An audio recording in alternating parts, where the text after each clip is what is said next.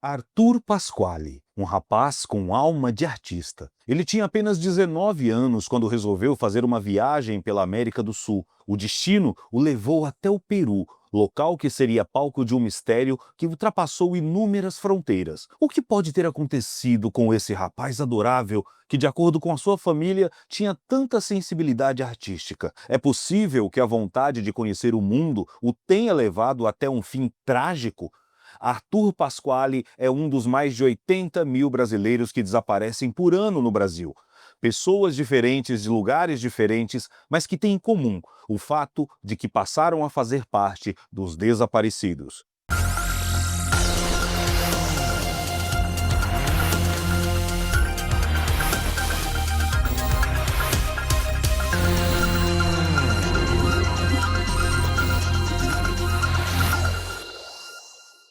Susana Pasquale e Vanderlan Vieira, os pais de Arthur Pasquale, sempre descreveram o filho como um rapaz livre e tranquilo, além de ser muito engajado socialmente. Ele estava acostumado a sempre participar de eventos ou movimentos a favor de alguma pauta relevante, lutando sempre junto de alguma minoria social, como por exemplo a população indígena. Arthur e os pais pensavam de maneira muito diferente, mas isso nunca impediu que eles tivessem um ótimo relacionamento. Muito pelo contrário, formavam uma bela família, relativamente tradicional e conhecida na cidade de Brasília. Quando Arthur completou 18 anos, Vanderlan ofereceu para ele um cargo importante num de seus negócios, uma lanchonete especializada em sucos e sanduíches naturais. O trabalho era voltado mais para a área de administração, o que acabou contribuindo para que o plano não fosse muito bem sucedido. Ele não gostava daquilo. Afinal de contas, Arthur não tinha qualquer interesse por esse tipo de atividade. Como dito anteriormente, seu grande sonho era trabalhar com algo relacionado às artes. Nessa mesma época, Arthur começou a compartilhar com o pai seus planos de viajar pelo mundo, conhecendo lugares diferentes e a começar pela própria América do Sul. Pouco tempo depois, ele entrou em contato com um grupo de militantes que estavam de passagem ali pela cidade. Logo de cara, Arthur se simpatizou com os ideais dos integrantes e com todas aquelas pessoas, e de maneira muito impulsiva, decidiu seguir viagem com eles até Alto do Paraíso, em Goiás. É claro, seus pais não aprovaram muito a ideia, mas como Arthur disse que estava disposto a bancar a própria viagem com as suas economias, não tinha muito que pudesse ser feito. Apesar de toda a preocupação, o trajeto até Alto do Paraíso foi tranquilo. Arthur ficou por algum tempo no local e ele se comunicava com frequência com seus familiares. Tudo parecia estar caminhando bem. Porém, quando o grupo decidiu seguir viagem, veja só, para a Guatemala, Arthur se viu diante de um problema, já que ele não tinha passaporte. Por conta desse contratempo, ele retornou para Brasília com o intuito de colocar sua documentação em dia e que depois pudesse continuar com a viagem. Por alguns meses, podemos dizer que tudo voltou ao normal. Arthur estava em casa, com os pais, convivendo com seus demais familiares e amigos e também frequentando lugares que gostava. Alguns meses depois, então, em setembro de 2012, Arthur voltou a mencionar o grupo de militantes que estava na Guatemala e disse que pretendia voltar a encontrá-los. Dessa vez, Susana e Vanderlan deram total apoio ao filho. Eles ajudaram com algumas despesas, compraram mantimentos e roupas especiais para a ocasião. O ônibus, no qual ele embarcou, saiu então de São Paulo rumo a Alto do Paraíso, Goiás. De lá, os viajantes seguiram então para o Peru, um país com aproximadamente 33 milhões de habitantes e uma extensão territorial muito inferior ao Brasil. Lógico que não todo o país, alguns lugares do Peru, alguns locais reservavam perigos inimagináveis para o jovem Arthur. Muitos lugares ali são muito perigosos também. Ao chegar em Cusco, uma das cidades mais relevantes dos Andes peruanos, Arthur se deslumbrou e conheceu um grupo também de brasileiros, não é? Afinal de contas, nós temos brasileiros em toda a parte do mundo. E não demorou a se desenvolver uma amizade com essas figuras. Na época, ele estava com 19 anos. Durante os meses de outubro e novembro de 2012, Arthur, então, se estabeleceu em Cusco, arranjou um trabalho no hotel ali da região e chegou a tornar-se amigo do dono do estabelecimento. Sempre que se comunicava com seus familiares em Brasília, ele só tinha coisas boas a dizer, não só sobre a população local e as experiências que estava vivenciando durante a viagem, mas também falava muito bem desse homem. No final de novembro ainda de 2012, Arthur informou para os pais que estava se mudando provisoriamente para Águas Calientes, uma pequena cidade muito próxima de Machu Picchu, ainda no Peru. O dono do hotel em que ele trabalhava tinha um hostel, ou seja, um albergue naquela mesma região, e o plano era que Arthur trabalhasse lá. O trajeto de Cusco até Águas Calientes foi realizado com um grupo que conhecia muito bem o local e foi a pé. Chegando lá, Arthur voltou a informar seus familiares de que estava bem, o que tranquilizou Susana e Vanderlan, seus pais. O filho estava realizando seus sonhos, longe de casa, mas realizando seus sonhos, conhecendo novas pessoas, chegando mais perto de encontrar a felicidade que ele tanto buscava. O que poderia dar errado nisso?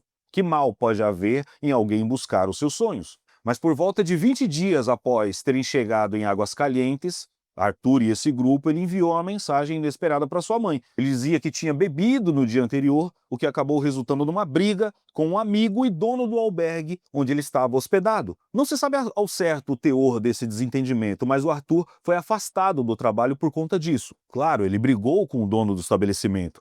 A mãe tentou tranquilizá-lo, mas era mais difícil compreender o que tinha realmente acontecido somente por uma troca de mensagens. Ela aqui e ele lá. Arthur decidiu então seguir viagem para Santa Teresa, um vilarejo pequeno, porém afastado e de difícil acesso no Peru. Durante o trajeto até Santa Teresa, ele ficou por dias sem se comunicar com seus pais, o que deixou todos muito aflitos. Foi só no dia 20 de dezembro, já bem próximo do Natal, que ele voltou a dar notícias, dizendo que tinha chegado em Santa Teresa e que estava bem. É importante prestarmos atenção no seguinte fato: sempre que Arthur tinha acesso à internet, ele fazia questão de publicar diversas coisas sobre a viagem em seu Facebook. Por isso, quando o Natal chegou e Arthur não postou nada em suas redes sociais, tampouco entrou em contato com seus familiares, claro, todos ficaram verdadeiramente preocupados. Pela primeira vez, sentiram que algo grave poderia estar acontecendo com o rapaz. As coisas só pioraram mesmo quando então Vanderlan teve um sonho,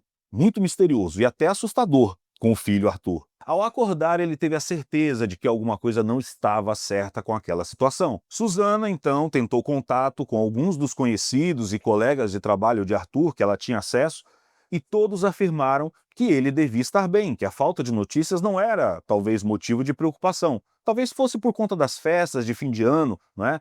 Susana e Vanderlan, então, tiveram dificuldades em falar com o filho e também com autoridades peruanas. Eles procuraram por isso. Mas, por fim, conseguiram conversar com um delegado de Santa Teresa que os informou que, de fato, um jovem brasileiro estava desaparecido na região. No entanto, era preciso confirmar se realmente se tratava de Arthur. Estava desaparecido para quem? Quem fez essa denúncia? A única solução, então, era fazer as malas e partir para o Peru em busca de informações mais concretas. Antes de sair de casa, Vanderlan separou diversas fotos de Arthur, pois já tinha intuição, algo lhe dizia que essas fotos seriam úteis durante as buscas pelo filho, e eles tomaram um avião de São Paulo para Lima, capital do Peru, e seguiram para Cusco. Chegando lá, o plano era que Susana e Vanderlan fossem direto para Santa Teresa, mas Vanderlan insistiu para que eles passassem no hotel onde o Arthur tinha trabalhado em Cusco.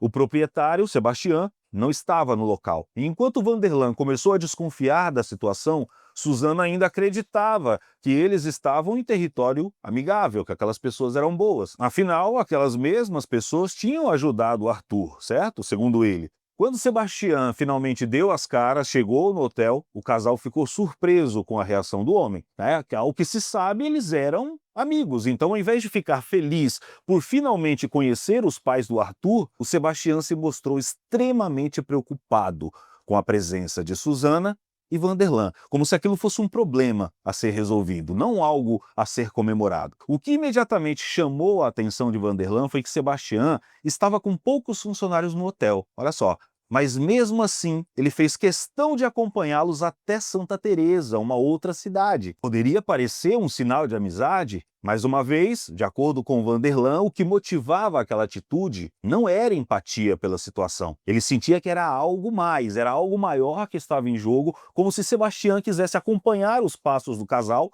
e se certificar que eles não iriam a nenhum lugar comprometedor. Mas comprometedor para quê? E aqui vai uma curiosidade. O Sebastião, esse homem, na verdade nem era peruano. Ele é um cidadão colombiano que, na verdade, está ou estava na época em débito com as autoridades peruanas. Apesar de as autoridades locais mostrarem certa resistência nas buscas por Arthur em Santa Teresa, essas buscas foram iniciadas. A região é montanhosa e muitas vezes inóspita, torna as coisas muito mais complicadas, mas infelizmente as limitações geográficas não eram os únicos elementos que dificultavam o processo. A população local parecia ter medo de fornecer qualquer informação sobre o desaparecimento de Arthur, além do próprio delegado, que tomava atitudes um tanto quanto suspeitas, sabe? Muitas vezes travando o andamento das investigações. Certa vez, enquanto estavam na delegacia, Vanderlan escutou Sebastião falando com outras pessoas no telefone. Um homem chamado Uriel, figura-chave para o andamento dessa história. Sebastião passava no telefone orientações para o tal Uriel, que deveria repassá-las para um tal de Kiki e um outro homem, e foi justamente nesse momento da conversa que surgiu o nome de Arthur. É importante frisar que Sebastião não fazia ideia de que a ligação estava sendo escutada. Ele não sabia. Agindo de maneira muito rápida, Vanderlan então traçou um plano e não demorou a colocá-lo em prática. Na verdade, Uriel era dono do restaurante em que Arthur estava trabalhando no período em que desapareceu. E o tal do Kiki é dono de um hotel campestre que fica ali nas redondezas de Santa Teresa. Ao juntar todas essas informações, Vanderlan percebeu que tudo estava interligado e se dirigiu, junto de Sebastião e da polícia, para o hotel do tal do Kiki. A todo momento, esse pai aflito se perguntava quem realmente eram aquelas pessoas com as quais seu filho tinha se metido. E por mais que já desconfiasse das respostas, era difícil encarar a realidade. Assim que chegaram no tal hotel, todos foram recebidos pelo tal Kiki de maneira amigável, entre aspas, talvez amigável até demais. Quem oferece café para diversos policiais fortemente armados que estão adentrando o seu estabelecimento no meio da noite, assim do nada. Pois foi exatamente essa atitude de Kiki diante daquela situação. Quando Vanderlan confrontou Sebastião e Kiki sobre a ligação que tinha escutado mais cedo, os dois ficaram atônitos, pasmos, brancos, sem acreditar no que estavam escutando. E apesar da reação suspeita do Sebastião, ele conseguiu arranjar uma história um tanto quanto duvidosa para justificar o ocorrido, a situação da ligação, o que pareceu suficiente para que a polícia não fosse adiante com a questão. Isso parece familiar para vocês? Não é só no Brasil que isso acontece. Pois bem, após essa ocasião, mais buscas foram realizadas nos trechos mais montanhosos ali da região, com locais de difícil acesso, porém nenhum sinal de Arthur. As coisas pareceram melhorar um pouco com a chegada de policiais especializados vindo de Lima, capital do Peru. Por um momento, a investigação avançou, pois as equipes se mostravam realmente empenhadas em encontrar uma resposta para o desaparecimento do jovem brasileiro. Mas essa boa vontade durou pouco, muito pouco. Por algum motivo, do dia para a noite, todos aqueles esforços cessaram, se acabaram. Ninguém ofereceu sequer qualquer justificativa. Eles apenas mudaram o rumo das investigações e, eventualmente, acabaram retornando para Lima. Tudo acabou. Não tinha mais investigação. Depois desse fato, com o passar do tempo, em meio a idas e vindas entre Peru e Brasil, Vanderlan realizou outras investigações particulares. Algumas pistas foram descobertas, pistas que no início sempre pareciam promissoras, mas nenhuma delas levou a nenhuma informação concreta sobre o desaparecimento do Arthur. Até porque nenhuma dessas pistas foram levadas a sério pelas autoridades, exceto por uma das pistas, uma delas fornecida por uma jornalista local lá do Peru. A mulher parecia muito assustada quando procurou Vanderlan em sigilo e disse que ele deveria investigar um suposto xamã chamado Dionísio, que é tipo um líder espiritual, que trabalhava com experiências envolvendo o uso de ayahuasca, aquela bebida alucinógena, uma substância alucinógena muito utilizada em rituais sagrados para algumas culturas locais. De acordo com essa jornalista, Arthur estava sendo mantido preso contra sua vontade junto desse xamã. Vanderlan foi até o local onde Dionísio se encontrava e conseguiu confrontá-lo com as informações que tinha recebido. Infelizmente, Dionísio se esquivou dos questionamentos e disse que realmente tinha um rapaz que trabalhava com ele, mas se tratava de um jovem argentino, não de um brasileiro. Decepcionado, então, Vanderlan repassou as informações para as autoridades peruanas e também para as brasileiras, com esperança de que algo fosse feito com aquela informação. Ao que se sabe, a polícia procurou pelo tal Dionísio, mas não conseguiu extrair nenhuma informação relacionada ao desaparecimento de Arthur. Um fato interessante é que quando Dionísio viu Vanderlan pela primeira vez, o tal xamã, seu primeiro instinto foi de sair correndo. Mas por qual motivo ele teria agido dessa maneira se não fazia ideia de quem era Vanderlan? Suspeito? Um pouco, não é? Diante desse acontecimento, as autoridades então poderiam ter insistido um pouco mais nos questionamentos, certo? E por que isso não foi feito? Entre tantas perguntas sem qualquer resposta, o que se destaca é a resiliência dos pais de Arthur, que nunca desistiram, que fizeram e ainda fazem de tudo para encontrar o filho. Nós vamos deixar para você aqui no final desse vídeo e também na descrição desse vídeo o link de uma entrevista completa que nós fizemos alguns anos atrás com os pais do Arthur. Todos que já assistiram essa entrevista se encantaram, se emocionaram, principalmente com a resiliência e com a inteligência desse homem e dessa mulher, dessa mãe, dessa família que procura incansavelmente pelo seu filho até hoje. Essa história se parece muito com algumas histórias que a gente já viu acontecer aqui no Brasil. Tem até a história de um caso famoso, de um neto do Chico Anísio, que também teve contato, né, com a ayahuasca e também teve problemas psiquiátricos, já tinha alguns problemas e talvez isso potencializou de alguma forma, talvez por falta de algum acompanhamento ou coisa parecida, tá? O que se sabe é que essas bebidas são alucinógenas, devem ser respeitadas porque são usadas em cultos religiosos de algumas culturas, então isso precisa ser respeitado e a bebida, a cultura não deve ser demonizada. Porém, a maneira como isso aconteceu, a maneira como isso aconteceu com Arthur, pode ter sido feito, de repente, o uso dessa bebida de maneira descontrolada, sem nenhum acompanhamento, sem nenhum suporte, né, ritualístico por trás disso. Essa entrevista que nós vamos deixar para vocês, o link na descrição e também aqui no final desse vídeo para você assistir, nós fizemos há alguns anos atrás, ela foi extraída do programa Desaparecidos, que nós fizemos para o canal A&E do grupo History Channel, a segunda temporada do programa Desaparecidos, e por conta desse caso nós fomos até o Peru, eu estive lá no Peru, estive em Santa Teresa, estive em Águas Calientes, estive em Cusco, seguindo os passos do Arthur. Nós levamos inclusive um ator aqui do Brasil para lá, para nós gravarmos as dramatizações nos lugares onde o Arthur passou. Lógico, a gente não sabia todos os lugares que ele tinha passado, mas nós estivemos nessas cidades. E o mais interessante é que você andando por Cusco, você andando por muitas cidades ali do Peru, você vê vários lugares que oferecem a ayahuasca. Você pode simplesmente entrar no lugar e você pode experimentar a bebida ou você pode participar de um ritual ali. Eu não fiz isso, mas você pode participar de um ritual ali que você pode fazer uso da bebida. O problema é que eu acho que isso feito de maneira descontrolada ou sem nenhum acompanhamento ou que não tenha nenhuma relação com a cultura ou com a ritualística, pode trazer sim alguns problemas. Então a gente já teve algo parecido aqui no Brasil e não foi um caso só famoso não, temos outros casos de famosos que tiveram problemas com esse tipo de uso, né, indiscriminado da bebida, né, da ayahuasca. Então esse é um caso que nós estamos trazendo novamente para você, fazendo uma releitura desse caso e também trazendo para você novamente o link dessa história completa, a entrevista que nós fizemos com os pais do Arthur, e eu tenho certeza que você vai se impressionar com a lucidez, com a clareza, com a inteligência dessas pessoas, dessa família e com a resiliência deles. Eles não medem esforços até hoje para encontrar esse filho. Então, se você tiver qualquer informação sobre o paradeiro de Arthur Pasquale ou pode, de repente, saber o que aconteceu com ele, você também pode acabar com a dor de uma família. Denuncie, entre em contato agora através dos telefones que estão em sua tela.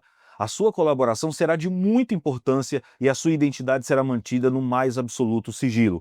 É muito importante que você nos ajude, que você ajude essa família a encontrar respostas para o que aconteceu com Arthur e pelo menos para que essa família possa descansar em paz, possa ficar em paz, possa viver em paz daqui para frente. Então, se você sabe o que aconteceu, fique tranquilo que a sua identidade será mantida no mais absoluto sigilo e você pode denunciar tranquilamente. Antes de sair desse vídeo, deixa o seu like, não se esqueça de se inscrever nesse canal, ativar o sininho para receber notificações e também deixe o seu comentário. Já conhecia essa história? O que você acha que aconteceu nesse caso? E também não se esqueça de assistir a entrevista completa com a família do Arthur Pasquale, que nós fizemos em 2017 e que está disponível aqui no canal para você. Um beijo no seu coração, até o próximo vídeo. Tchau, tchau.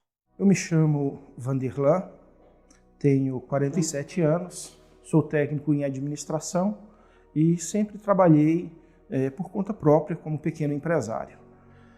Quando o Arthur era criança, eu tenho sempre um fato que me traz uma lembrança muito boa, que foi a época em que ele nasceu, né?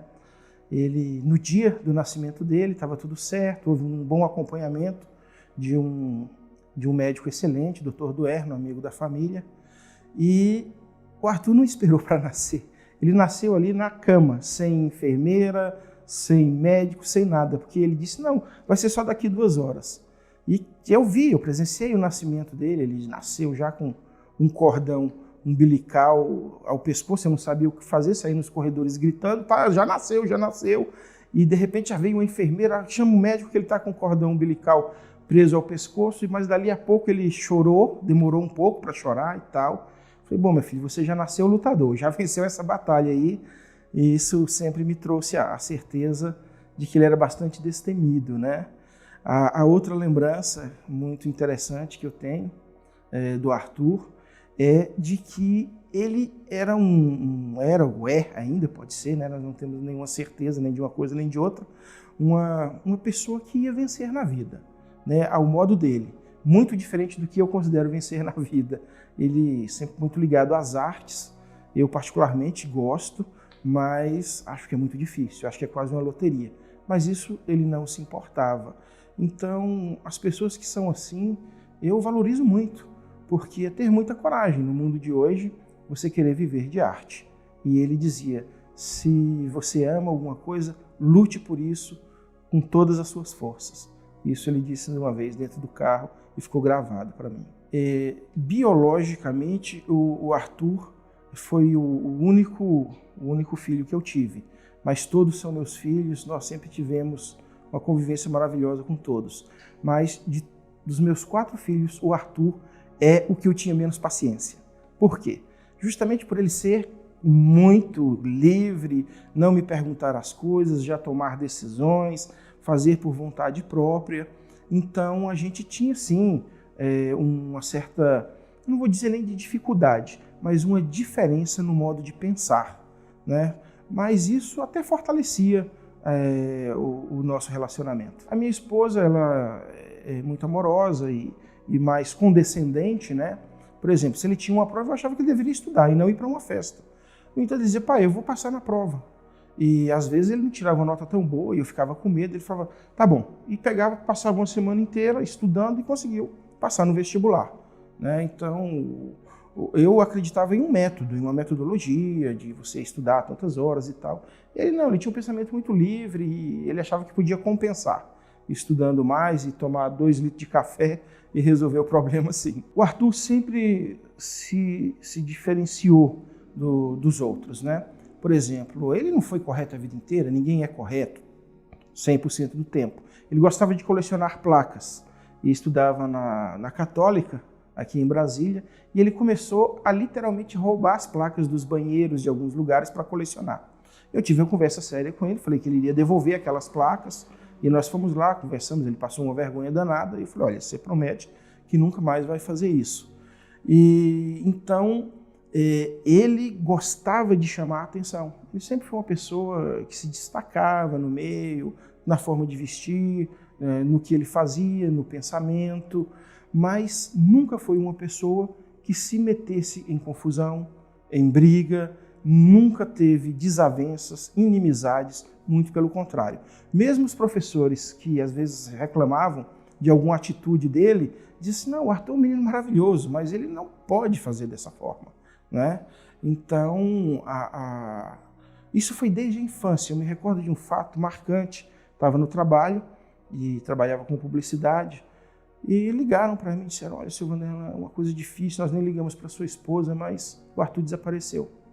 Foi o primeiro desaparecimento dele, com uns 4 ou 5 anos de idade. Eu, caramba, meu Deus, mas como assim uma escola desse tamanho, cheia de guarda, totalmente cercada, como que uma criança de 5 anos pode desaparecer? E fui a velocidade máxima, né, para a escola. Chegando lá, aí já tinham encontrado. Olha o que ele fez. Ele pegou, foi ao banheiro, encostou a porta, subiu no vaso e ficou quietinho. Ficou quietinho. Aí começaram a procurar. Cadê o Arthur? Cadê o Arthur? Dali a pouco, mas isso passou um bom tempo. Aí começaram a ouvir umas risadinhas. Quando abriu a porta do banheiro, ele estava lá.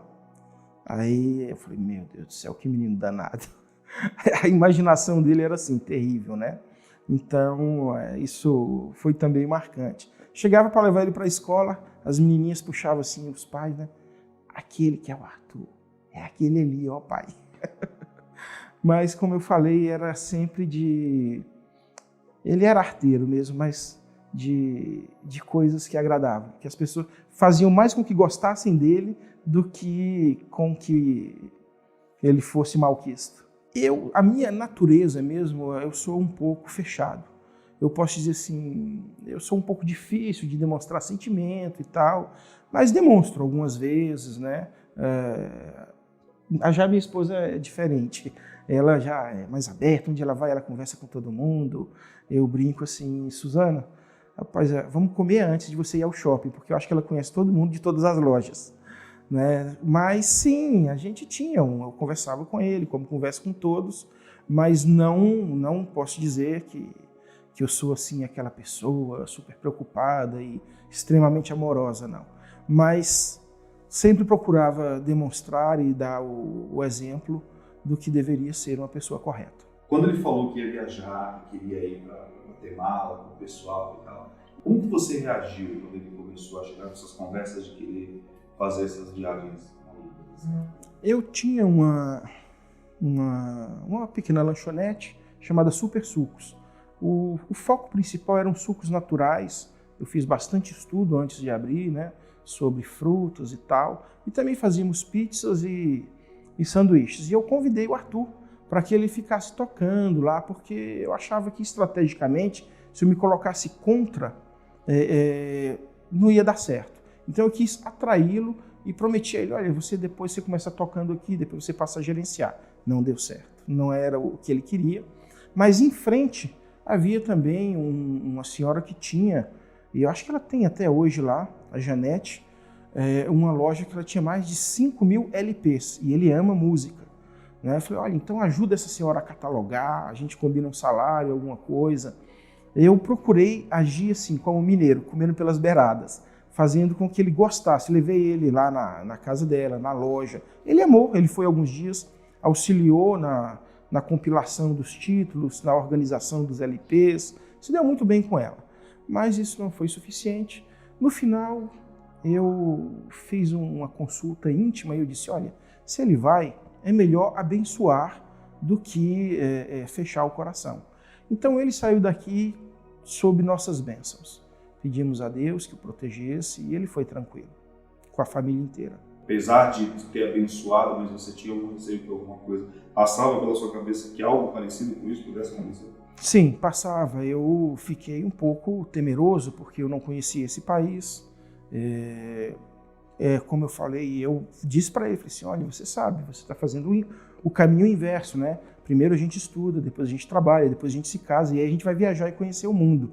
Ele sorriu e falou assim, não, pai, mas isso é para você, isso aí não é para mim. Eu vou conhecer o mundo primeiro. Ele tinha essa dificuldade de se subordinar. Ele não era um menino que desacatava, ele era sempre muito dócil, sempre foi uma pessoa, vamos dizer, desde a infância, adolescência principalmente, sempre muito preocupado em não falar mal de ninguém, em não permitir desavença. Se alguém estivesse fazendo qualquer tipo de comentário desagradável, ele falava, eu não vou ficar aqui, eu não vou ouvir.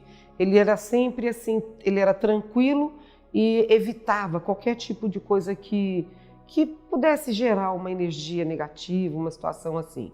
Mas ele era aventureiro, ele achava que Tanto é que a primeira vez que ele viajou, ele conheceu um grupo do Rainbow, que era um grupo internacional, que parece que todo ano faz um encontro da paz, e eles estavam aqui no Brasil porque estavam subindo para Guatemala, iam para Guatemala naquele ano. E ele conheceu essa turma na UNB, na universidade, e resolveu ir com eles. E eu falei, não, você não vai. E na época fui contra, e ele falou, não, mãe, eu vou porque eu preciso, eu quero conhecer. E acabou indo a contragosto nosso, quer dizer, ele tinha personalidade, não, eu vou. E de lá ligou, falou, não, mãe, tá tudo bem aqui, eu tô voltando, voltou para casa e ficou um período conosco, mas com aquela determinação que ele queria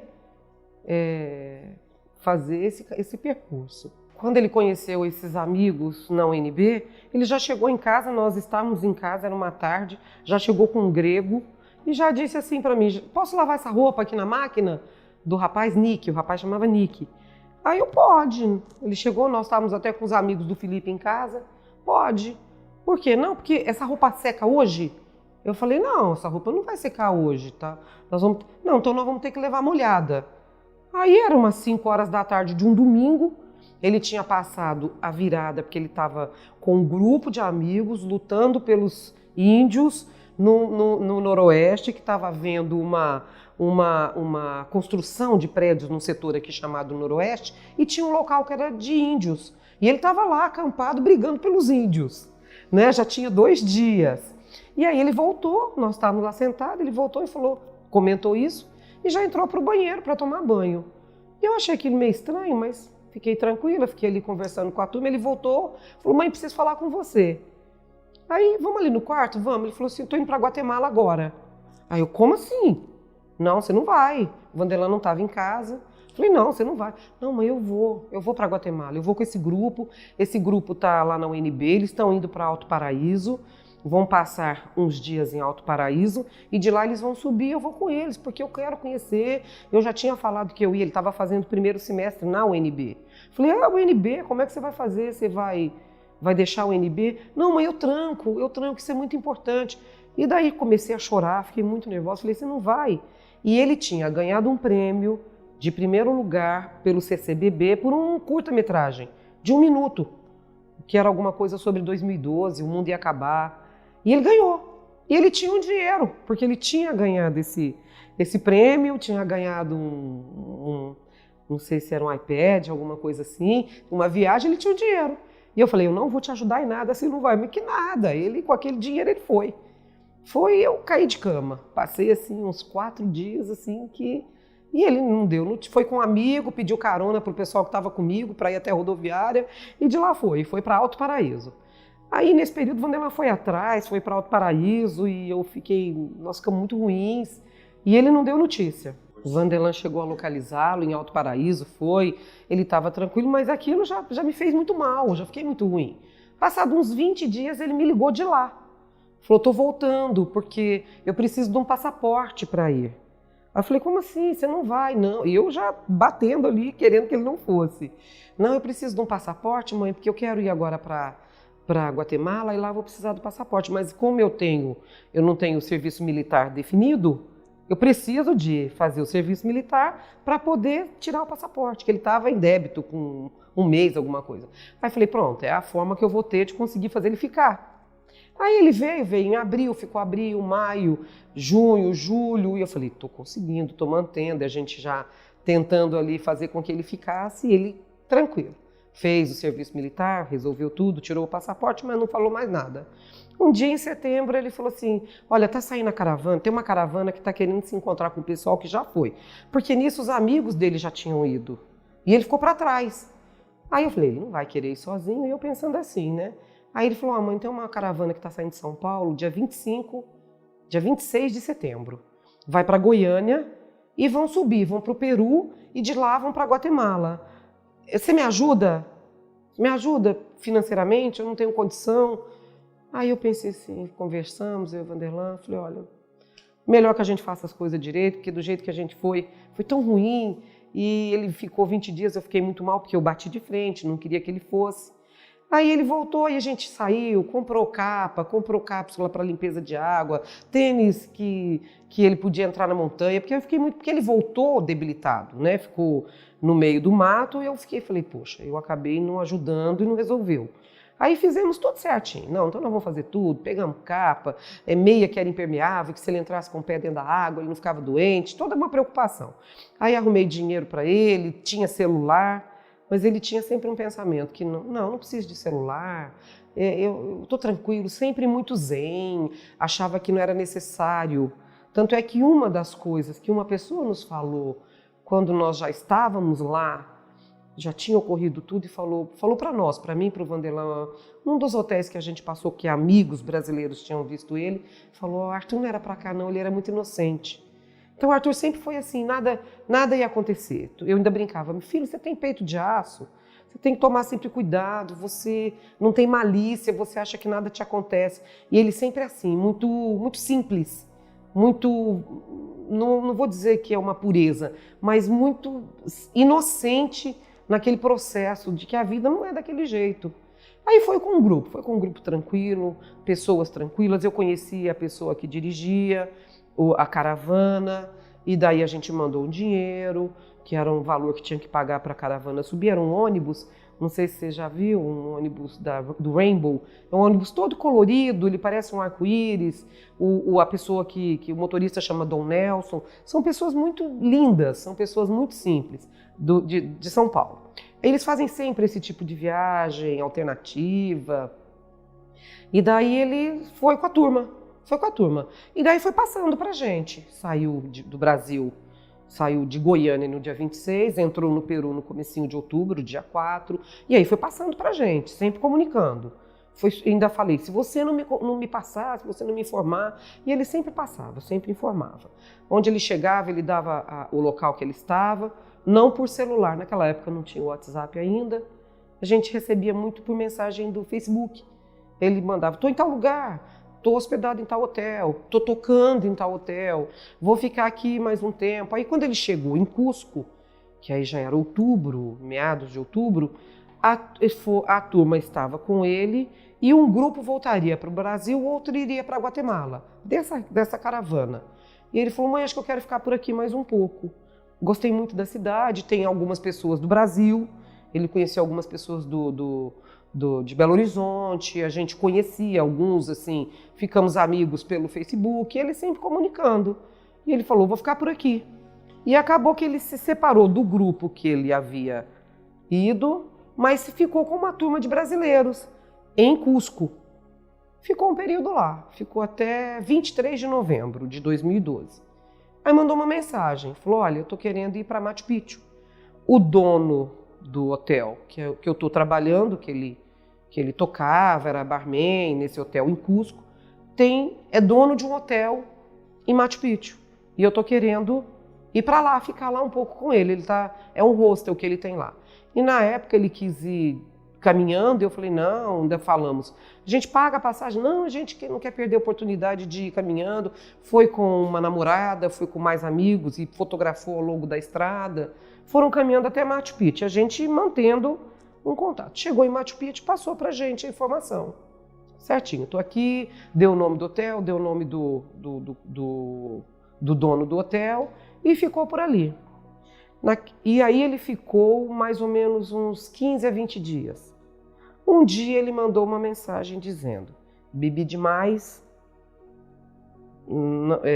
fiz besteira e o dono quer que eu saia do hotel. Aí eu já preocupei. Falei, mas ele só havia mandado uma mensagem, a gente não tinha como saber exatamente o que era. Isso era 12 de dezembro de 2012. Quando ele mandou aquela mensagem, eu falei, pronto, aconteceu alguma coisa com o Arthur e aquilo. E aí, na hora que eu acordei e vi a mensagem no Facebook, eu falei, não adianta eu brigar, não adianta eu fazer nada.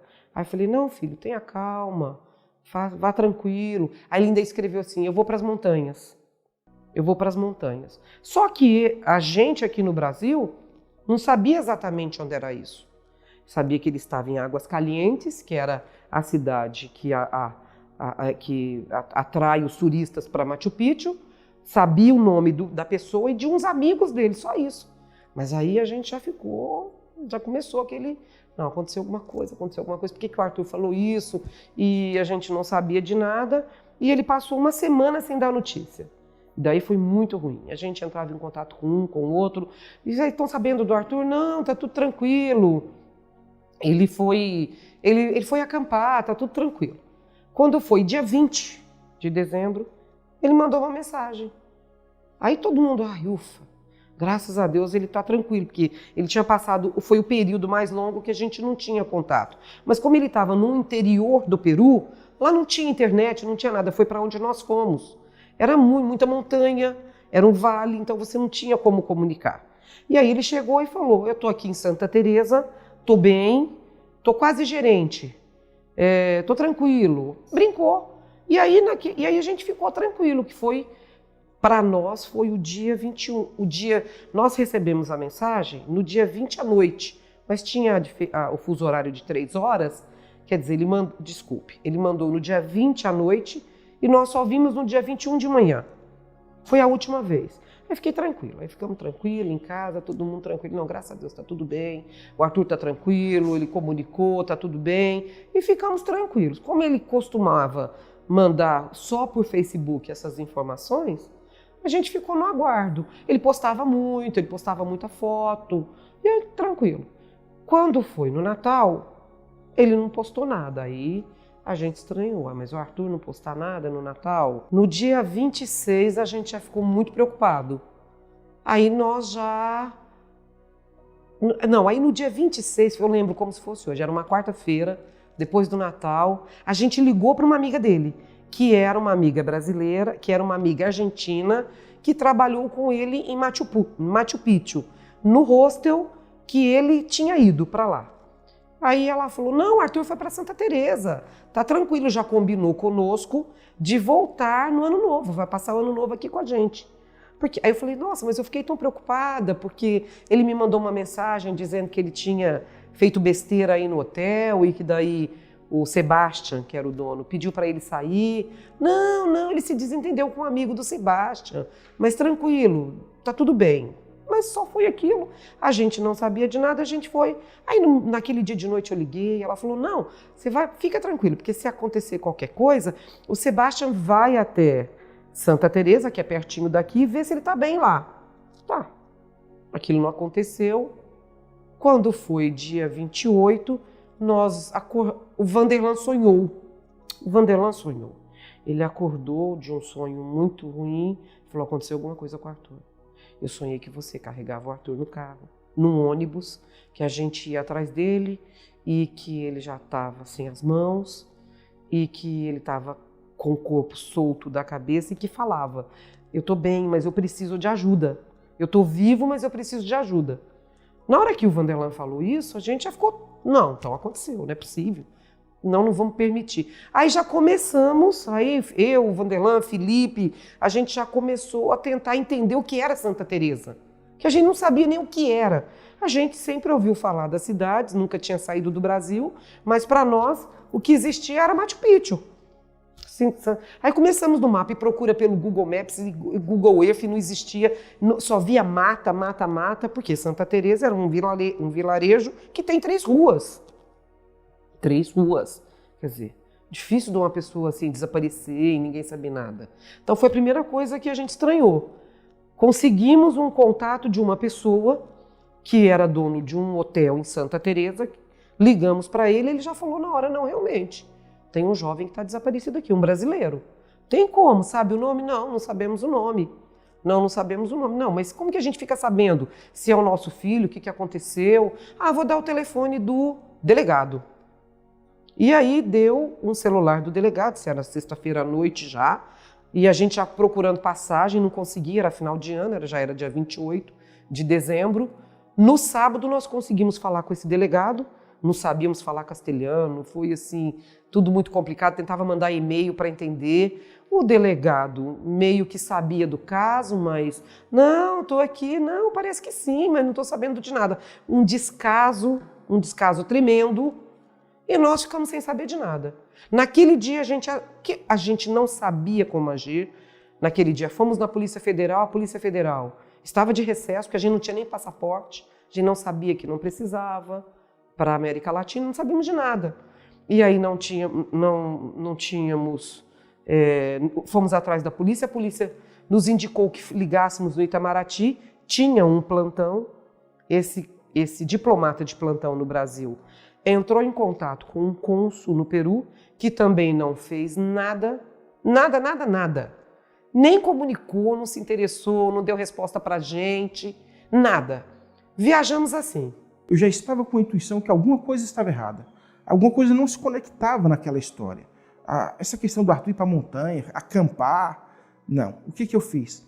Preparei no computador algumas peças para poder pregar cartazes, procurar. Eu já tinha mais ou menos a intuição de que ele não estava simplesmente desaparecido. Então eu já levei daqui 200 fotos com o espaço para eu escrever o telefone, cartazes A3 e vários A4 também, já impresso a imagem dele, com local para colocar e-mail, tudo que eu ia pregar na cidade e tal. Isso eu já saí daqui com esse material pronto, né? Chegando em Lima, nós tomamos um avião para Cusco. De Cusco tinha que ir de trem, então, para Ollantaytambo. O Arthur chegou de trem também a Ollantaytambo. Foi de lá que ele fez essa caminhada. Nessa caminhada, é uma caminhada muito bonita, ela é feita por muitas pessoas, né? Uma caminhada conhecida. Não chega a ser um caminho Inca, mas é um caminho bonito de se fazer. É o conhecido Vale de Urubamba, é o Vale Sagrado.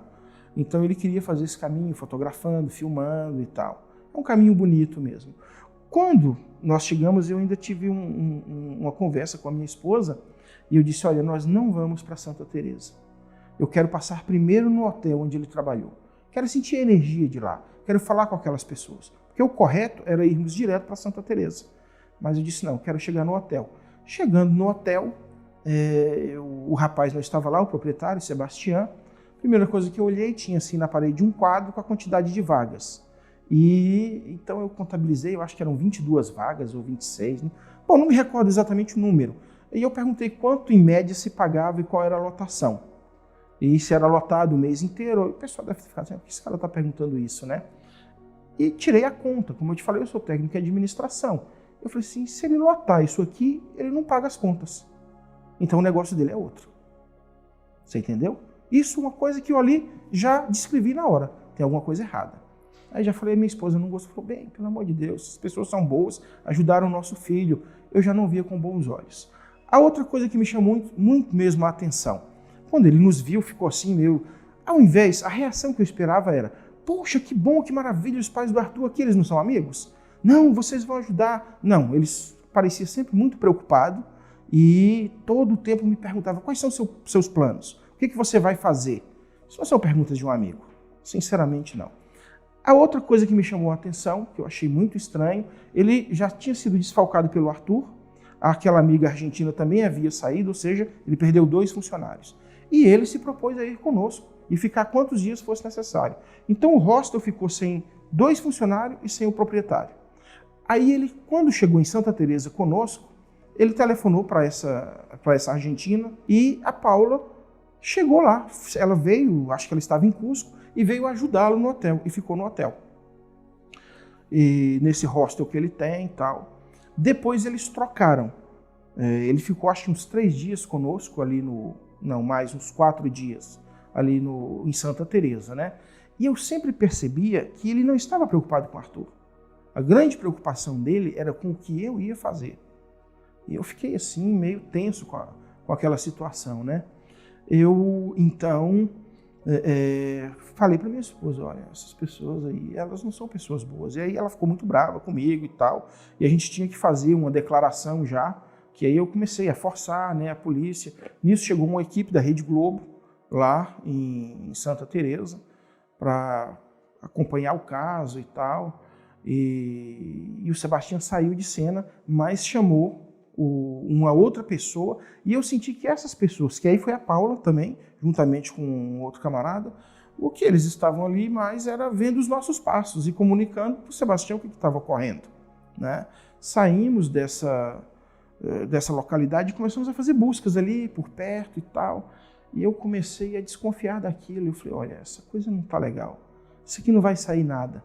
E eu estava muito desconfiado dele mesmo, né? Até esse momento eu não desconfiava praticamente nada do dono do hotel, onde ele estava, do restaurante, onde ele estava trabalhando quando desapareceu. O meu foco estava mais no primeiro rapaz, no Sebastião mesmo. E como eu vi que a minha esposa ficou, inclusive, chateada comigo, eu chamei o Sebastião e disse assim para ele, olha, rapaz, eu tenho um amigo lá em Brasília, meu irmão é policial, e meu irmão é policial mesmo, e eles fizeram uma escuta aqui e parece que houve outra coisa com o Arthur. Ele não está desaparecido, ele não se perdeu na montanha. Na verdade, o que aconteceu foi outra coisa, e eu já conversei com o delegado, tá? E a gente está saindo agora para fazer uma busca, parece que eles já descobriram onde o Arthur está.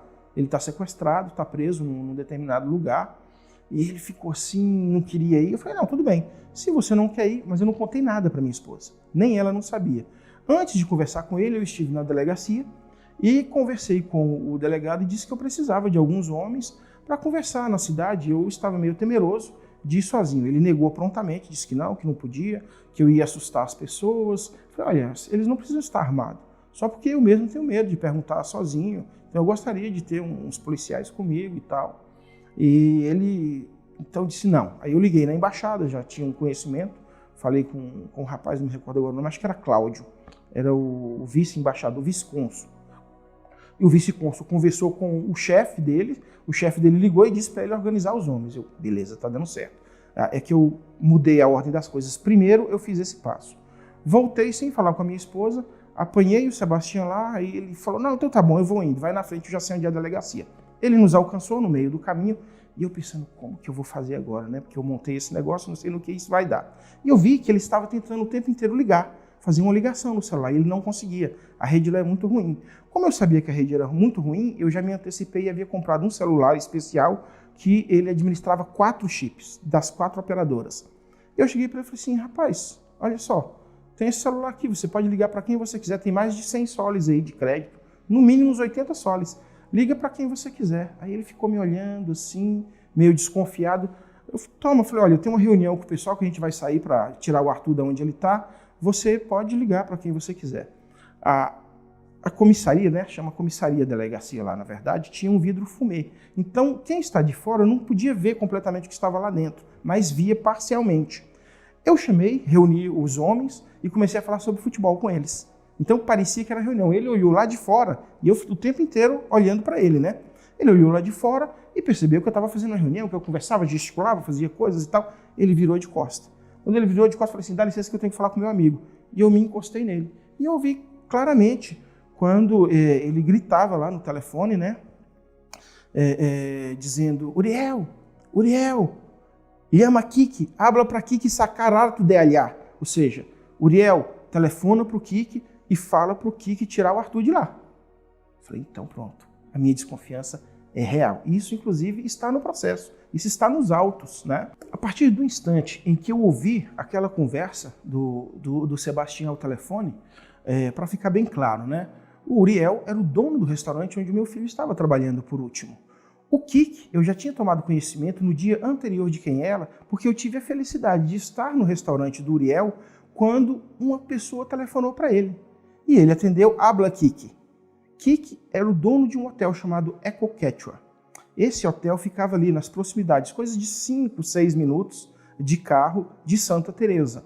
É um hotel de características assim, campestre, né? Onde as pessoas vêm de fora e tal para fazer caminhadas.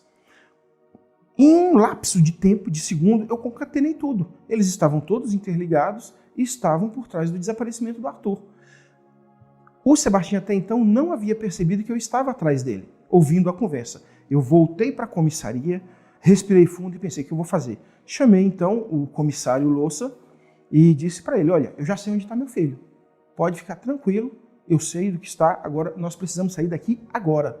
Eu sei onde ele está, nós vamos lá buscar o Arthur, só que você precisa ir armado, porque a coisa é séria, o assunto é muito complexo.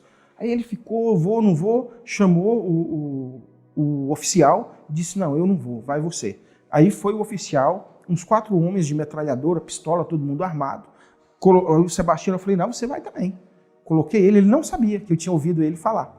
E eu disse para ele, vamos para o EcoQuechua, vamos para o hotel EcoQuechua. Nos encaminhamos todos e não conseguimos achar o hotel. Na verdade, o hotel era cravado numa montanha, ali perto da estrada havia várias casinhas, e já era algo em torno de 9 horas da noite, e os policiais assim, preocupados, e ninguém. Eu tenho 100% de certeza de que todas as pessoas conheciam o EcoQuechua, inclusive o oficial e aqueles caras, mas ninguém se movimentava para falar nada. Eu não quis nem saber, comecei a bater nas portas e pedir, perguntar onde era o EcoQuechua, as pessoas não abrem, eles ficam com muito medo, mas um feliz lá abriu e disse, não, é só o senhor subir essa escada e vai por aí que você chega lá. Subimos, eu, a Suzana não estava entendendo nada, o que você está fazendo aqui? Confia em mim, fique calma, confia em mim. Quando chegou lá, batemos na porta, os policiais todos com as metralhadoras e tal, e abriu uma senhora, muito tranquila. Eu falei, boa noite, eu gostaria de falar com o Kiki. Ele se encontra? E nisso, e eu pensando, meu Deus, o que eu vou fazer aqui? Porque o que me provava que o Arthur estava ali? Não tinha como, não sabia exatamente, mas eu já havia feito essa ligação em função das coisas que eu havia ouvido no dia anterior e do Uriel falando, né? Naquele momento eu disse, não, eu preciso falar com o Kiki. Ele veio, foi uma cena assim muito estranha, ele demorou um pouco, saiu, eu lembro que nós estávamos em um ambiente retangular, com uns panos de vidro em volta, e a mulher conversou com ele, deve ter falado, olha, tá cheio de polícia aí, tem um senhor querendo falar com você. E ele veio com as mãos assim, caminhando, como se estivesse hipnotizado, e saiu de lá, olhou para um lado, olhou para o outro e disse, boa noite, aceita um chá, aceita um café. E eu falei, meu Deus, como assim? Que reação é essa desse sujeito? Alguém chega na minha casa com metralhadora, um monte de polícia, mas tudo bem, ele se sentou muito tranquilo, e eu fiquei pensando, o que eu vou dizer agora, né? Eu, do nada, a única coisa que me veio naquele instante, eu estava muito nervoso, a minha esposa queria me matar, tadinha, que ela não sabia de nada, o que eu estava fazendo ali, né? E eu olhei e perguntei se você tem alguma piscina aqui, alguma coisa assim. Ele disse, não, nós não temos piscina, não. Eu falei, tá bom. Aí eu olhei para o Sebastião e eu disse assim, Sebastião, você conhece o Kiki?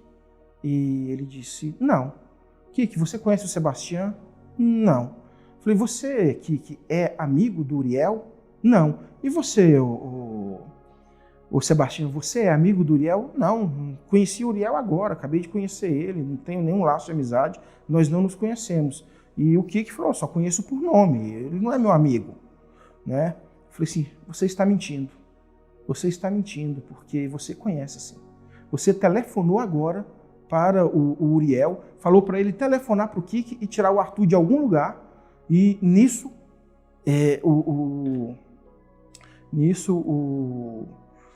o Sebastião ficou atônito, assim, ele perdeu o rumo. E ele disse assim, eu preciso ir ao banheiro. Eu não me atentei para esse fato importantíssimo naquele momento. Se ele não conhecia, se ele nunca tinha ido lá, como ele sabia onde era o banheiro? E ele foi sozinho, certinho no banheiro. Esse camarada ficou uns 15 minutos nesse banheiro. Não sei se tentando ligar para alguém, o que ele estava fazendo. Aí ele voltou muito calmo e ele disse, não, Vanderlan, você entendeu tudo errado, você está muito estressado. Ele falou assim, tenha calma, nós estamos aqui para te ajudar. Você está muito estressado com o desaparecimento do Arthur. Eu vou te explicar direitinho. Eu tenho um amigo que é um repórter em Cusco. E o nome dele é Kiki. E eu liguei para ele. Só que imagina a minha situação. A minha esposa totalmente achando que aquelas pessoas eram as melhores pessoas do mundo. Para ela todo mundo era bom. E eu olhava e eu não via nenhuma bondade em ninguém. Nada. Não via nenhuma preocupação real. Inclusive, sempre que podiam, eles falavam mal do Arthur. Que o Arthur não merecia os pais que ele tinha, que não sei o quê. E só coisas desagradáveis eles falavam. Nunca vi alguém perguntar, será que o Arthur está com frio? Será que o Arthur está sentindo fome? Será que aconteceu alguma coisa ruim com ele? Não. Apenas críticas. 24 horas de críticas. Naquele momento, eu disse, e agora, o que eu vou... Eu estava realmente muito estressado nisso, o Sebastião, porque eu não me atentei para um fato. Primeiro esse de que ele foi ao banheiro, se ele nunca foi lá, como é que ele sabia? O outro fato é que ninguém liga para um repórter 9 horas da noite e fala assim para ele, liga para o Kiki. Ele disse que não falou Uriel, ele disse que falou Julian, porque o rapaz que o Arthur havia se desentendido era o Julian, ele se chamava Julian. Você entendeu mal, eu não falei Uriel, eu falei Julian. Eu falei assim, eu vou te provar agora que você falou com o Uriel. Vou te provar agora. E quando eu peguei o telefone, porque você ligou e você ligou do meu celular. Eu peguei o último número que ele ligou e, para minha infelicidade, realmente atendeu no hotel dele. Onde ele falou que tinha ligado. Ele falou, não, eu liguei para o hotel, eu não liguei para o Uriel. Aí meu mundo caiu. Eu não consegui mais nem concatenar outras coisas. Eu falei, esse cara, como? Que incrível coincidência. Gente, será que eu estou tão nervoso assim que eu entendi errado mesmo o nome? Minha esposa olhou até para mim com pena. Eu falei, não, Sandra, prometo que amanhã, às 6 horas da manhã, eu estou na porta do Uriel, vou pedir perdão para ele. Porque até então a gente achou que ele tinha acolhido o nosso filho, tinha dado emprego, né? E eu falei, não, eu estou meio louco mesmo, essas coisas são terríveis. Porém, uns 3 dias depois, tudo caiu por terra. No dia seguinte, quando eu fui lá no processo, no restaurante do Uriel, né? Isso foi, acho que numa terça-feira. O trem só saía na terça nessa época. Então, nós fomos na terça à noite lá no Ecoquechua. Quando eu bati na porta do Uriel, a mulher dele atende. Né? A mulher dele atende, falei, eu quero falar com o Uriel e tal. Ela disse, não, o Uriel está em Águas Calientes. Águas Calientes é onde estava o hotel do Sebastião. Depois eu cheguei à conclusão, é óbvio que eles se conhecem, estão ali há muitos anos. E Águas Calientes é um povoado minúsculo, entendeu? Todo mundo se conhece ali. E a família do Uriel tem só uns 8 negócios em Águas Calientes, há muitos anos. Então ele estava lá sim. Ele estava lá e conversou com o Uriel no hotel, porque a pronúncia é muito diferente. Veja bem, Uriel é um som mais fechado, Julián é mais aberto. Então eu não me enganei. E ele não disse uma vez, ele gritava. Porque a outra pessoa, acho que estava falando, não sabia da gravidade do assunto. Ele ficava assim, Uriel, Uriel. Ele gritou 3 vezes. Llama Kiki, habla pra Kiki, sacararto de allá. Desesperado. O fato que mais me chamou a atenção, que o delegado não saía todo esse, digamos, inferno, esse alvoroço, a vizinhança inteira, você imagina, né? Já estava em volta, todo mundo olhando, e o delegado escondido lá dentro da delegacia não saía. De repente ele saiu e o Sebastião não é um cidadão peruano, ele é um cidadão colombiano que está em débito com o Peru e tem problemas com a justiça. E ele chega um pouco antes da gente sair e ele dá uma ordem para o delegado, literalmente. Ele coloca o dedo no rosto do delegado e diz, isso não vai acontecer. As buscas são nas montanhas. O Arthur está nas montanhas. Vocês estão trocando as coisas aqui. Só que eu tomei a frente naquele momento. Eu disse, vai sim, e nós já estamos saindo. A partir daquele instante, quando aquela mulher me disse aquilo, eu já mudei. Eu falei, meu Deus, e agora com isso? Como que eu vou fazer? Mas eu já tinha 5 horas da manhã marcado uma busca nas montanhas, né? Onde eu já tinha colhido algumas informações que o Arthur poderia estar, que era em Paucai. Como eu não confiava nos policiais, eu disse para a Suzana, eu vou para um lugar, mas eu não posso dizer aonde é. Eu vou dizer para os policiais que eu vou para um lugar e eu vou para outro. Porque eu não confiava mesmo naqueles policiais. Reuni um grupo particular de pessoas e fomos para essa montanha, onde realmente encontramos alguns vestígios que podia ser do Arthur ou não. Lá na montanha, que foi um processo terrível para chegar, mas encontramos, ele fumava um cigarro que tinha um rótulo vermelho, encontramos desse cigarro lá em um determinado local. Encontramos também, as pessoas quando vão para essas viagens, que vão para esse local, elas geralmente levam muito atum, mas como ele era vegetariano, tudo que eu encontrava era chocolate, papel, embalagens de balinha, de biscoito, mas nada, nenhuma única lata de sardinha ou de atum, né? Era para ser uma viagem de 6 horas e os guias se perderam. Eu passei 4 dias e 3 noites nessa montanha, sem alimento, sem água. Foi uma das coisas mais terríveis que eu passei no Peru, mas graças a Deus conseguimos voltar, eu encontrei o caminho. Os caras eram guias e não conseguiram encontrar o caminho. Mas antes de subir a montanha, eu me localizei por uma outra montanha chamada Salcantay. E eu percebi então que a cidade estava do lado contrário de Salcantay. E eles estavam indo rumo a Salcantay sempre. Falei, olha, está completamente errado, o rumo é esse. Quase nos dividimos nesse momento. Houve um atrito muito grande, uma dificuldade para nos entendermos. Todo mundo já 3 dias sem comer, praticamente sem beber água nenhuma. A mente já estava complicada. O guia, digamos, o chefe da expedição era meio louco. Ele queria caminhar dia e noite num lugar cheio de abismo. extremamente perigoso. A todo tempo você tinha deslizamento de terra, caminhos assim que você passava de 15 centímetros e aqui já é o abismo. Então, o nível de estresse estava muito alto. Quando voltamos, não foi bem sucedida, já havia chegado uma equipe de policiais, né, especializados. Veio uma parte da equipe, era de Cusco, policiais de alta montanha. Outra parte da equipe eram... Aí eu já passei toda essa coisa para o oficial Azurim, que ficou a cargo da investigação criminal, porque depois dos fatos do Sebastião, eles ainda não passaram oficialmente para uma investigação criminal. Porém, extraoficialmente, sim, já estavam investigando. Quando chegou essa equipe de policiais de Lima, as coisas avançaram muito. Tudo que nós não tínhamos conseguido fazer anteriormente, houve um avanço neles, porque eles eram especializados, eram pessoas realmente especializadas. Mas, de repente, alguma coisa mudou. Alguma coisa mudou, eu não sei exatamente o que aconteceu. Como a gente não tinha o apoio do promotor de justiça, o que ocorreu eu fiz uma reclamação muito forte na embaixada, que um promotor estava embaçando as investigações, estava atrapalhando, não estava permitindo. E ele dizia que não podia ter acesso a Santa Teresa porque havia tido deslizamento de terra e o caminho estava interrompido. Diante disso, conseguimos que o chefe da equipe fosse temporariamente promovido ao nível de promotor. Ou seja, ele tinha plenos poderes para intimar, fazer busca em qualquer residência e fazer todo o papel do promotor.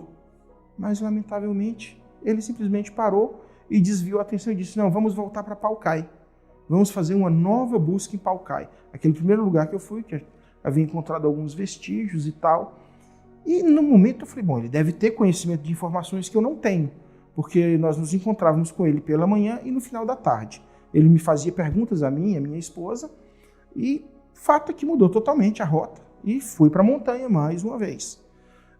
A verdade é que no meio do caminho eles não conseguiram subir. Eu, naquela época, estava bem forte, bem mais magro e parecia que eu estava adivinhando. Eu fazia longas caminhadas e eu fui para Alto Paraíso também, estava já acostumado com a montanha.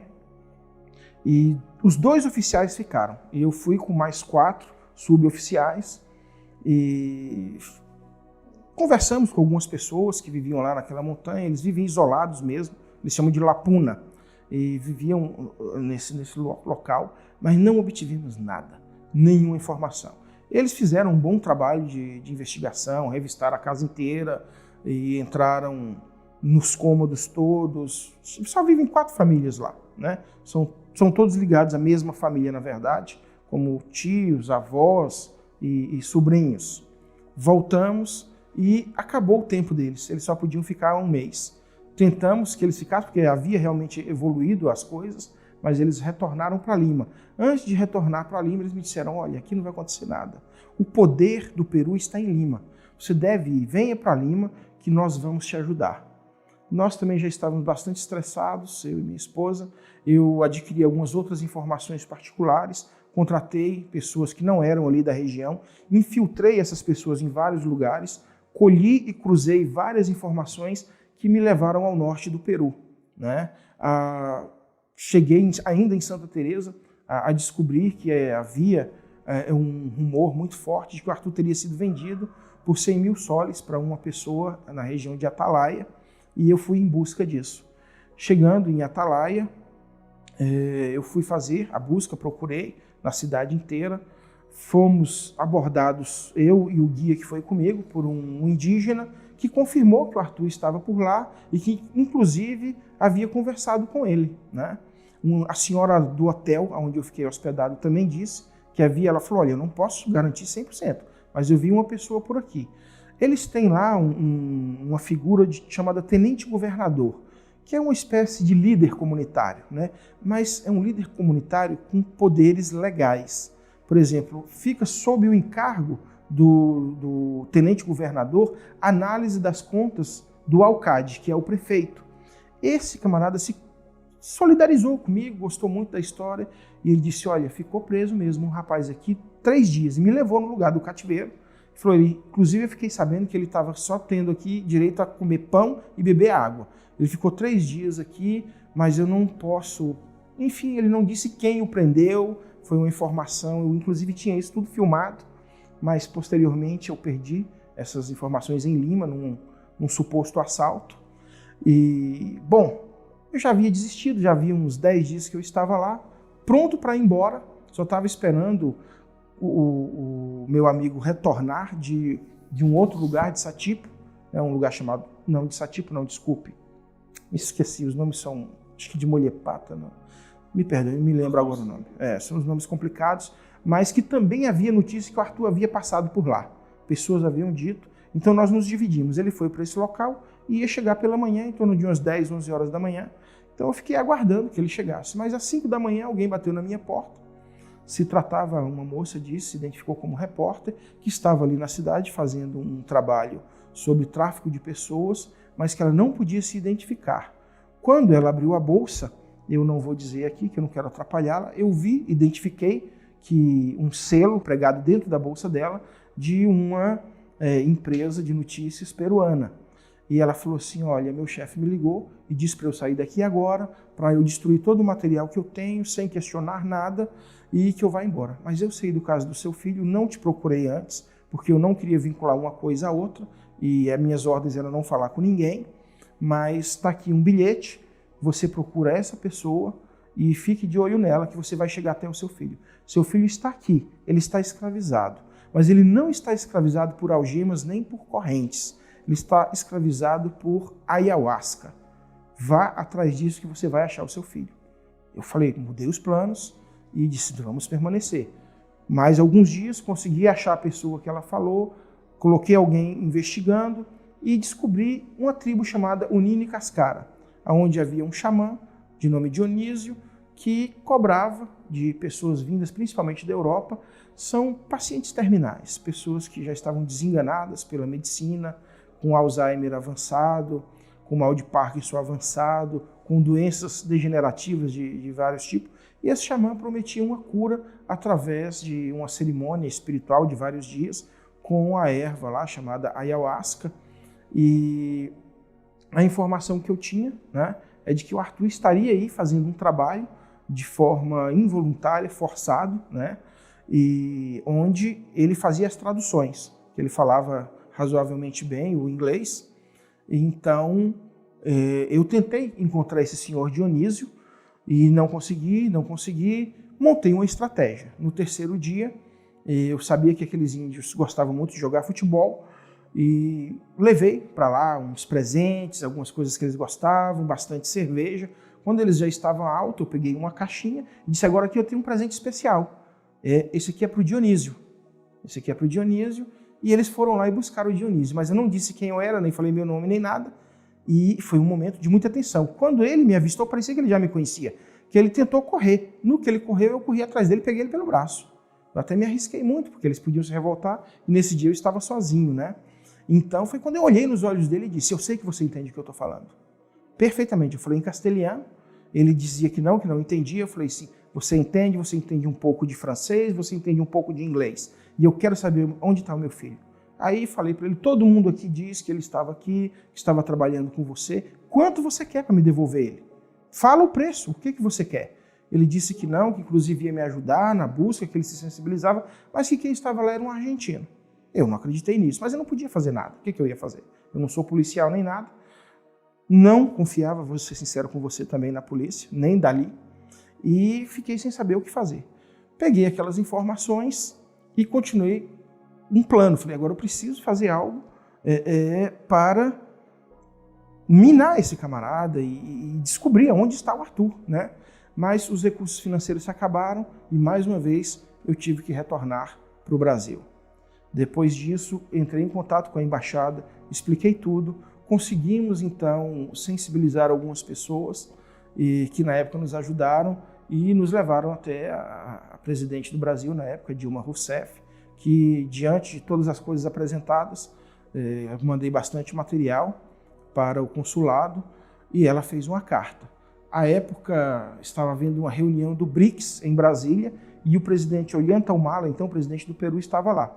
Ela então o convidou para um almoço e entregou a carta para ele em mãos, com todos os detalhes, com todos os nomes, as citações, tudo. Eu recebi uma resposta da embaixada, dizendo que uma equipe da inteligência do Exército, vinculada à presidência da República Peruana, ia fazer um trabalho em Unina e Cascara. Inclusive, me coloquei à disposição para isso, para eu ir com eles, né? Mas eles não aceitaram a minha ajuda para estar lá com eles e fizeram um trabalho de péssima qualidade. Acho que uns 2 meses depois, eles enviaram um laudo e, basicamente, vou dizer, eles chegaram lá e perguntaram para o Dionísio: você fez isso? Basicamente foi essa a investigação. E, óbvio, ele negou, falou a mesma história e era um argentino. Porém, eu havia tido informações sobre uma outra pessoa que eu tenho esse documento, tá guardado nesse momento, agora eu não me lembro, de que essa pessoa teria sido morta em função de conflito por, digamos, briga de território, e que o mandante seria o próprio Dionísio. Quando fico sabendo, essa pessoa é que estava auxiliando os oficiais a buscar as informações. Depois, então, eu entendi tudo. Na verdade, eles estavam interligados. Eles tinham conhecimento de tudo e estavam juntos. Eles não eram inimigos, coisíssima nenhuma. Uma senhora chamada Taveia Cacique, que esteve comigo também, diz uma frase nesse documento, qualquer um pode ler, um documento oficial da embaixada, onde ela diz assim: olha, realmente não aconteceu nada disso, mas não me procurem mais, porque eu não quero falar sobre esse assunto. Ora, se não aconteceu nada, se estava tudo bem, por que ela se nega a falar então? Por que ela não quer mais contribuir? Muito estranho, né? Mas eu ainda não podia retornar àquele país e, passado um tempo, nós juntamos um pouco mais de recursos e eu me lembrei daquela promessa, né, dos policiais, de que se eu fosse até Lima, nós poderíamos então solucionar essa coisa com mais facilidade. Fui até lá, procurei esses policiais para montarmos uma equipe de investigação particular, né, uma equipe de investigação particular, na qual seria enviada sob segredo, ninguém saberia as datas, para fazer a investigação. Eu mesmo queria montar a equipe, mas fui dissuadido disso pela embaixada e convencido a contratar um grupo que eles chamam de antecipação ao risco, que inclusive, segundo eles, já havia feito trabalho para a Embaixada dos Estados Unidos, para a Embaixada do Brasil. Fui apresentado ao dono da empresa e ele disse: olha, isso é um trabalho muito caro, mas eu estou sensibilizado com você, eu vou fazer por um preço bem baratinho e tal. E se eu tenho isso tudo documentado, né? Tenho todos os contratos que foram assinados e tal. E, na verdade, me cobraram, o baratinho foi $11 mil. Analisando, eu ainda falei: olha, mas eu conheço os custos, eu sei o custo de transporte, de alimentação, de hospedagem, me parece que está abusivo. Ele disse: não, isso aí é o mínimo que pode ser feito mesmo, mas é uma garantia total, a gente vai te entregar o seu filho. Tudo bem, contratei, era muito bem indicado, né? O resultado é que eu passei 4 meses terríveis no Peru. Concomitante a esse trabalho, eu estava fazendo outro trabalho de investigação com outras pessoas, porque, eu vou ser sincero, eu sempre ficava com o pé atrás. Posso confiar? Não posso confiar, né? Trabalhei com essa outra equipe, era uma equipe de policiais retirados da PNP. PNP é a Polícia Nacional Peruana, e pessoas fizeram o que podiam, né, por mim, avançaram em alguns aspectos de me apresentar pessoas que estavam em determinados locais estratégicos, difundiram as fotografias com um e-mail e telefones importantes, caso alguém tivesse visto o Arthur, mas também não alcançaram nada. Ao fim da investigação, ele disse o seguinte: eu estou quase lá, o responsável pela investigação, só que eu preciso de mais $5 mil, $4 mil. Eu falei assim: olha, o problema não é... Olha a conclusão, eu tenho isso tudo por escrito. A conclusão que ele chegou foi a seguinte: que o problema maior não era em Santa Teresa, e sim em Machu Picchu, no Machu Picchu Pueblo, que é a mesma Água Calientes. Chama Machu Picchu Pueblo e também Águas Calientes, porque lá tem águas termais. É mais conhecido, aliás, como Águas Calientes, mas o nome oficial é Machu Picchu Pueblo. E ele disse: não. Eu falei assim: mas eu te pedi, eu te implorei que você iniciasse o trabalho por aí e não por Santa Teresa, porque eu já sabia que a raiz da questão estava aí, nesse local. E então ele disse assim: Mas não foi possível, a gente tem que tomar cuidado, você arriscou muito a sua vida, eu tenho pessoas aqui sob a minha responsabilidade, a gente segue uma estratégia científica e tinha que ser desse jeito. Falei, tudo bem, eu não vou te pagar 4 mil, eu te pago $5.000. No entanto, depois que você me entregar meu filho, vivo ou morto, não tem problema. Nem resposta ele me deu, óbvio. Falei, faça com os seus recursos, que eu sei que você tem recurso suficiente para fazer isso, e eu te reembolso, eu sou homem. Se você quiser, eu deposito o dinheiro e você só saca quando for possível. Enviei uma carta, respondi, ele fez um resumo de tudo que ele havia feito. O resumo dele era a minha investigação. Ele pegou a minha investigação e transcreveu para o resumo dele. Eu falei, isso aqui tudo é o que eu já tinha. Ipsis literis, acho que até as vírgulas ele copiou da minha investigação, né? Infelizmente, não deu em nada, mais uma vez. Eles não estavam nem aí. Aquele filme que a gente vê, aquela situação que a gente chega, que vê aqueles filmes norte-americanos, que as pessoas sentam com as pernas para cima, nas mesas. Era assim a delegacia. Eu falei, eu não acredito no que eu estou vendo. Quando eu cheguei na delegacia de Santa Teresa, o delegado estava lá com as pernas para cima e nem olhava na cara da gente. Chegou e falou assim para o Vanderlan, onde você quer que eu procure? Foi assim, foi nesse nível. Foi uma coisa assim muito ruim.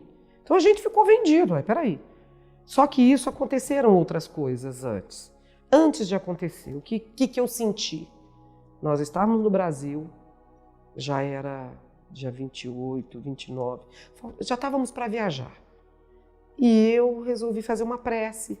Parei pertinho assim de um local que tinha uma Nossa Senhora. E quando eu fiz a prece, eu senti o Arthur me abraçar. Senti literalmente. Parece que ele veio e me abraçou assim por trás. Na hora eu falei assim para o Vanderlan, o Arthur morreu. Na hora. Foi uma sensação muito ruim que eu tive. Eu, verdadeiramente, naquele momento, tive a impressão que o Arthur já tinha morrido. Mas o Vanderlan, muito intuitivo, ele, não, nós vamos... E nós ficamos esse tempo todo nessa expectativa. Mas eu não posso dizer que eu não tive essa sensação. Foi uma sensação muito doída, mas foi a única coisa de sensação que eu tive, foi aquela, a presença dele me abraçando, mas bem assim, na hora que eu estava saindo, nós estávamos indo viajar. Mas aí fomos assim mesmo, peguei licença do meu serviço, Vanderlan tinha uma lanchonete, fechou a lanchonete e nós ficamos 4 meses no Peru. Ficamos um período com a ajuda de amigos, das pessoas que nos amavam, de trabalho, de amigos que fizeram eventos, tardes de torta, venderam coisas para nós, o Felipe aqui com as meninas.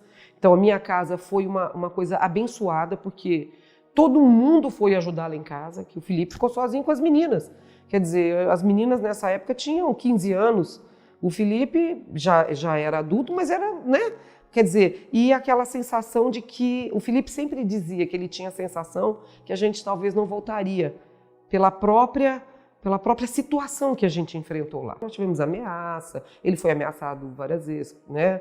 Tivemos coisas sérias e o próprio pessoal da polícia falava, olha, se esse caso não tivesse na mídia, você já tinha morrido, porque vocês estão parando o tráfico na cidade. Vocês não estão permitindo que as coisas ocorram normalmente aqui, por conta de tanta movimentação, né? Então, quer dizer, foi um processo assim bem complicado para nós lá. Depois de todos esses fatos ocorridos, eu me recordei de um fato muito importante. Através de algumas informações, nós encontramos um lugar onde haviam poças de sangue muito grandes e também havia uma casa que pertencia, uma casa muito pequena, ao proprietário do restaurante.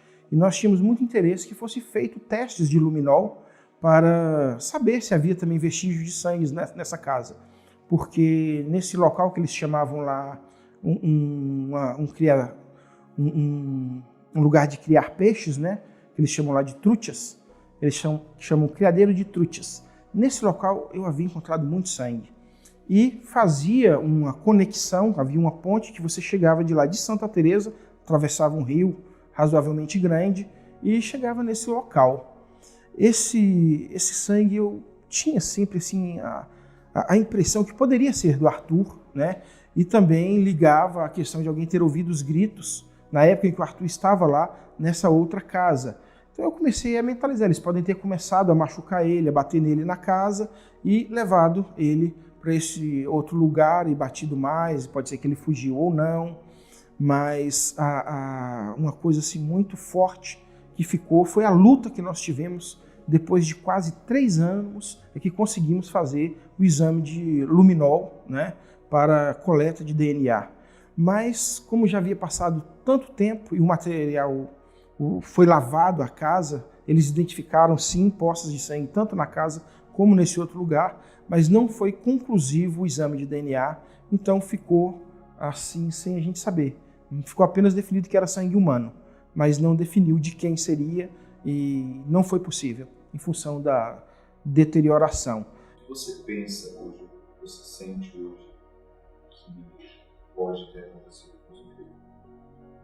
Não sei se racionalmente ou emocionalmente, o que você acha? Sim, existem muitos fatos que levam a crer que aconteceu algo com o Arthur. Existem sim.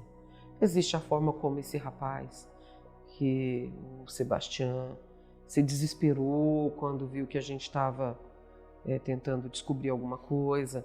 Existe o processo do sangue que foi detectado em grande quantidade na casa de um dos donos e que ninguém disse de quem era esse sangue. É um sangue humano, mas é de quem? Porque pela quantidade não foi uma situação simples. Existe sim, existe muita coisa que caracteriza que ocorreu algo com o Arthur. Ou que ele morreu em detrimento da situação que ele... Nós tivemos pessoas que disseram que ouviram alguém gritando próximo da casa do tal dono. Então nós tivemos muitos fatos, né? Uma coisa simples, eu estava sentada numa lan house e a moça da lan house me via todo dia. Vandelã na montanha e eu ali tentando contactar com as pessoas. E daí um dia ela viu que não tinha ninguém na lan house, ela sentou bem no cantinho assim, falou assim, acharam que seu filho não tinha família. Mas é um país com muito medo, é um país que sofreu a vida toda as agressões do sendeiro, as mortes. Vandelã passou por cidades fantasmas, que as pessoas mataram todos. Essas pessoas não falam, eles têm medo, eles não olham nos nossos olhos. Eu não estou falando dessa região turística, estou falando do interior do Peru mesmo, daquelas pessoas que cresceram com medo e não vão falar. As pessoas chegavam perto de mim, eu ia na feira comprar alguma coisa, as senhoras idosas chegavam, me davam uma maçã e começavam a chorar, não falava nada. Eu acho que eles queriam falar, mas eles não podiam, porque se eles falassem, eles morriam.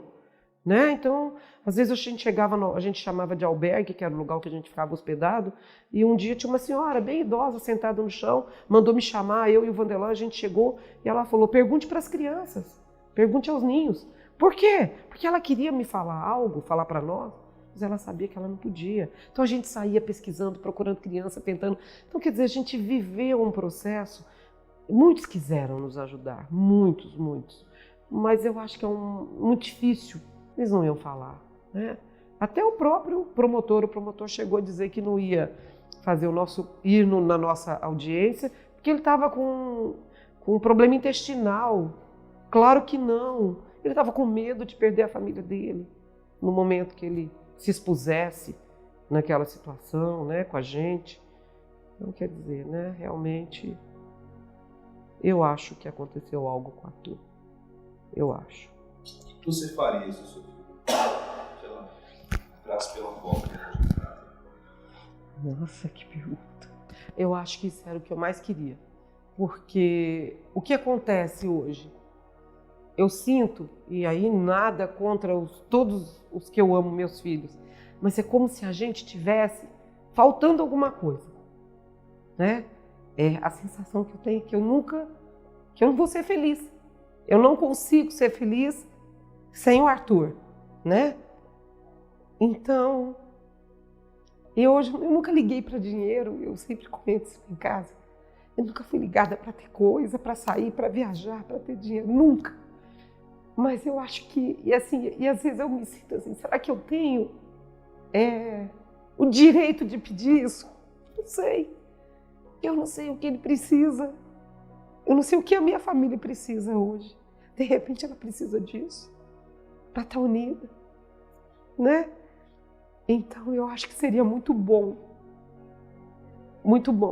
apesar de eu nunca ter arrependido, porque às vezes as pessoas falam assim, ah, se eu não tivesse deixado, você não devia ter deixado o Arthur ir. Não, eu não acho que é assim, porque eu acho que se não fosse ali, seria em outro lugar, porque eu não acredito que as coisas acontecem por acontecer. Existe um propósito sempre. Eu não tenho como não acreditar nisso, senão eu não acredito na justiça divina, e ela existe não é para cá, ela não existe para a minha vida aqui. Ela existe para a eternidade. Então, eu como espírita, o que é uma existência? Nada, não é nada. Uma existência não é nada. No dia que eu estava saindo de Cusco, que a gente estava indo embora pela primeira vez, aí eu comecei a chorar, acho que eu fiquei muito ruim. Falei, puxa, agora não tem mais jeito. Já tentamos tudo, estamos indo embora, não consegui nada. Aí o Vanderlan estava no táxi, virou para mim e falou assim, o que são mais 30 anos? Ou 40? Então, quer dizer, hoje eu acho que a gente... Eu já fiz a minha família sofrer, os filhos principalmente, porque eu acabei me isolando, eu fiquei antissocial, não gosto de sair. Hoje eu já não quero fazer isso. Até pelo Arthur, porque eu acho que todos sofremos. Eu não vou conseguir ser a mesma pessoa, mas eu também não posso permitir que as pessoas tenham que conviver com alguém infeliz, chato, irritadiço, depressivo, porque essa dor é minha. E eu sei que cada um tem a sua dor. A gente evita, né? Eu sei que o Felipe sofre muito, eu sei que as meninas sofrem muito, eu sei que o Vanderlan sofre muito, mas a gente evita fazer com que aquilo permeie, porque a gente não consegue viver. Né? Então, isso que eu tenho lutado, né? Eu acho que isso é o mais difícil. Isso é o mais difícil para mim. É agir de uma forma que me dói muito. Né? Então, quando você pergunta, eu acho que eu gostaria que o Arthur voltasse. Claro que eu gostaria. É o que eu queria, né? Apesar de que eu acho que eu não tenho hoje, eu acho que eu não deveria, eu nunca chegaria, eu vou pedir para Deus. Não, acho que não. Eu sempre acho que as coisas têm que ser como estão sendo. As coisas acontecem da forma como devem acontecer mesmo. Nós somos só protagonistas. Temos a nossa conduta, trabalhamos no bem, temos moral e a gente conduz. Mas o que a gente sabe que vai acontecer daqui 5 minutos? Não é? Muita saudade. Se você viu esse jovem, Arthur Pasquale, ou tem alguma informação sobre seu paradeiro, entre em contato pelo telefone que está em sua tela. Qualquer pista poderá ser de grande importância e sua identidade será mantida no mais absoluto sigilo.